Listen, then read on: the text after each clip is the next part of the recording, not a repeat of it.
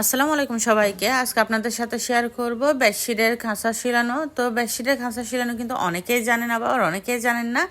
তো এটা একটু আপনাদের সাথে একটু বলি। এটা হচ্ছে যত চিকন করা যায় ততই সুন্দর হয় বেডশিটের খাঁচাগুলা। এই যে দেখেন, আমি আমার ঘরের বেডশিটের খাঁচাগুলাই সেলাই করতেছি একটু একটু করে, মানে তাড়াহুড়ার একটু একটু করে যখন আপনারা চিকন করে বোটে এভাবে সেলাই করবেন, দেখবেন অনেক সুন্দর হবে, ফিনিশিংটাও অনেক ভালো আসবে।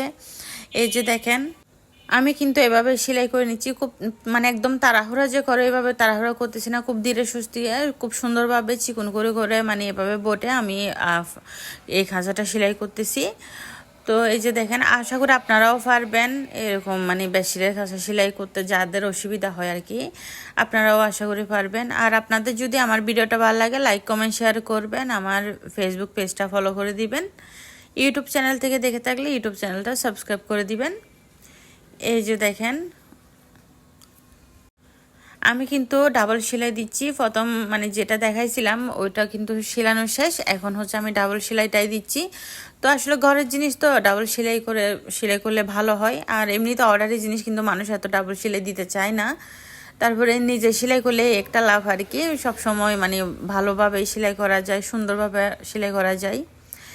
তো যেমন ইচ্ছা তেমন আর কি।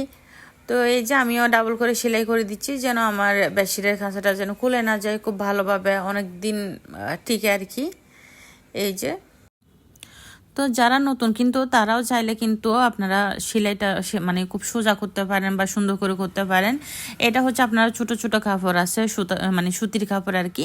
তো সুতির কাপড় দিয়ে যদি আপনারা এভাবে সেলাই করেন, দেখবেন যে খুব সুন্দরভাবে আপনারাও জানতেছেন, শিখে গেছেন। সব কিছু তো আসলে প্রথম শুরুর দিকে মানে পারে না কেউ, তো দেখবেন আস্তে আস্তে আপনারাও পারবেন। ধন্যবাদ সবাই।